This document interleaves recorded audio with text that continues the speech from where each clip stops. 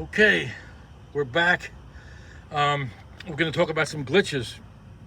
We're going to talk about this is a situation similar to the previous one where we have a loose fuse at fuse 2. That is the upper right of the schematic. That is inside the vehicle. That is at the under hood, under dash fuse relay box. And as far as our setup, we are the same. Blue on the crank sensor feed, red on the crank sensor signal, green on the crank sensor ground, yellow at the PCM feed, purple at the injector feed, gray at the ignition coil feed for 4, orange is current ramping the ignition coils, and burgundy we're current ramping the fuel injectors. Anyway, we're going to see the effect of a glitch at the fuse there at fuse 2. Let me get you the scope here. We're going to look at all channels. We're just kind of running across the screen here. I will start the vehicle and we'll get everything going. Okay.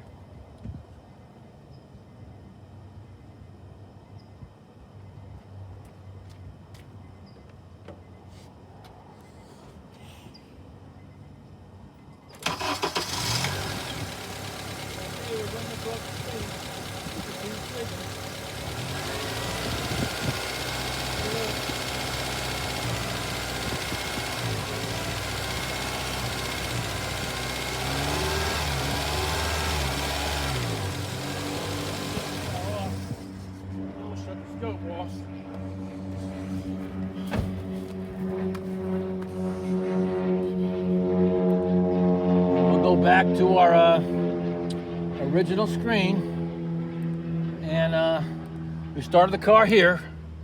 Let's kind of take a look at a starting situation, a cranking situation while we're at it. I mean, never let a good capture go to waste. Hope you're doing good, Gary, in your travels, man. Hope you enjoyed the Super Bowl. I didn't, and nonetheless, I digress. Okay, we say we got the crank sensor strong. We got blue as our feed to the crank. Our relay latched and fed the crank sensor, which it needs to make a signal. Green is the crank sensor ground. We got a low voltage drop there. Yellow or burgundy or golden brown mustard, whatever it is, I don't know what color that is our PCM feed, and it's good. We are strong here at the PCM. That is our 4th channel. Our 5th channel is the power to the fuel injectors. That is right here. That is, we are strong there. We start to get some action here as far as the spark and fuel. And let's kind of zoom in on that. Okay, we can see where we start to get some ignition. We start to get some fuel. And I just want to show you guys something that's kind of interesting that I learned over the years.